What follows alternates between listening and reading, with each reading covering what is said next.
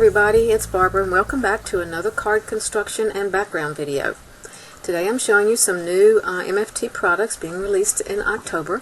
One is the Peace, Love, and Joy Die-namics.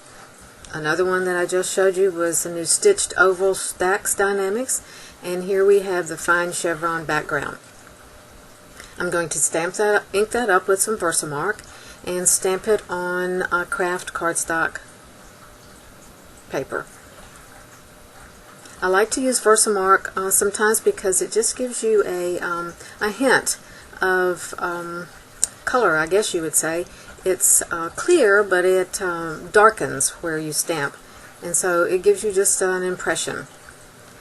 The card will be, I'll also show you how I constructed the card. Here's the die again, and then you can see that the look of the chevron was more pronounced when I just showed you that. Now the card base is wild cherry cardstock, A2 size with a top fold, and this is some paper that I had in my stash that I had already stenciled with all lined up stencil and wild cherry ink. I've already got some foam tape on my oval, and I'm going to just put that in the center.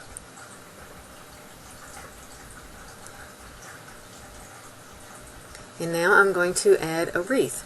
I've cut Winter Wreath Die-namics from two different colors of my favorite things cardstock, Jellybean Green and Gumdrop Green, and I'm going to layer them alternately to give a little bit of variation in the foliage. And with just some liquid glue, I'm going to apply the layers to my base.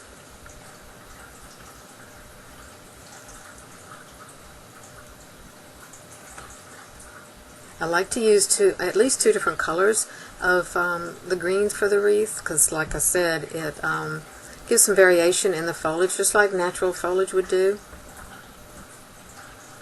And make sure that it's glued down really well.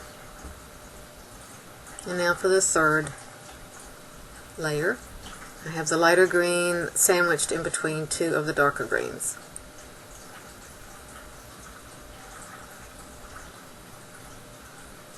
I try to rotate it a little bit so that the twigs, or whatever you want to call them, are sort of randomly spaced and not one right on top of the other in the same place. Okay, now I'm going to add the bow, which I've already cut out of wild cherry cardstock and I already have taped up. And then the very center I like to do additionally, so I cut it out and just kind of trim it out of the bow, and that gives more dimension to the center of the bow. And now this is the Joy from Peace, Love, Joy Die-namics, and I've already got it taped up. And I'm going to put it towards the bottom of the wreath.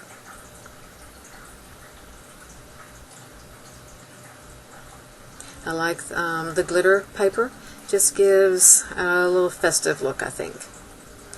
And then the dot of the J. All of that popped up on foam for dimension, of course. I think I'm going to move it down a little bit. Oops, no I'm not. I was afraid. If I took it off, I was going to tear. So, you can see the fine chevron with the Versamark now. Now, I thought it needed some berries. So first of all, I'm going to fluff up the foliage a little bit to add some more dimension. Because you know I'm all about dimension. And I think even with that, this card will be fairly male friendly. And I have some just red pearl beads that I'm going to use for berries. I think I've got a little stray glue on my forceps there, and they keep wanting to stick. So I'm just going to apply some liquid glue with my quickie glue pen and put my pearls on.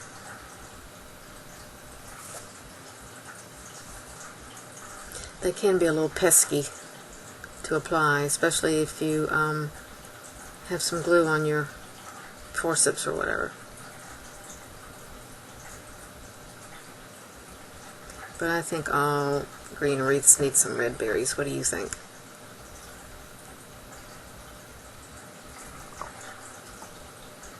It gives it a festive look.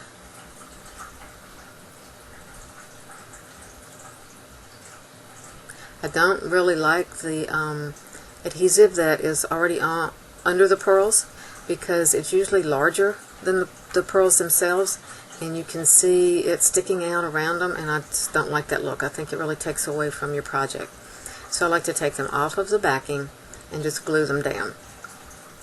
And sometimes that's a little tedious to do, but I think it looks better.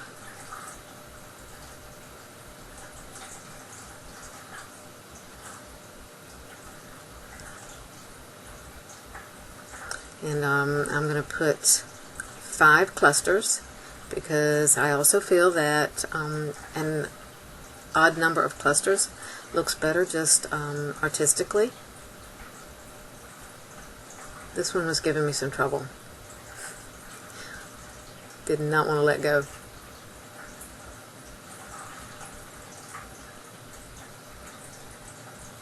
I edited that part out of the video to save you all the exasperation I was feeling.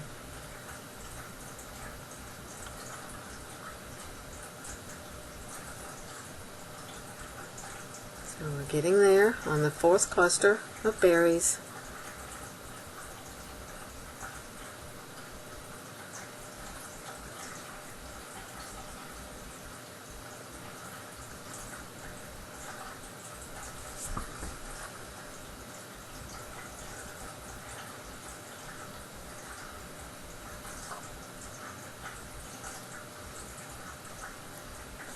That one's giving me a little trouble too. But I really do think the problem is I have some glue on my forceps and they keep sticking to them. I'll clean them. And there you have it. Make sure they're seated well.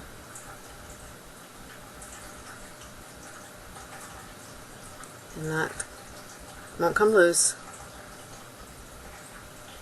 And that's it. Thank you so much for watching.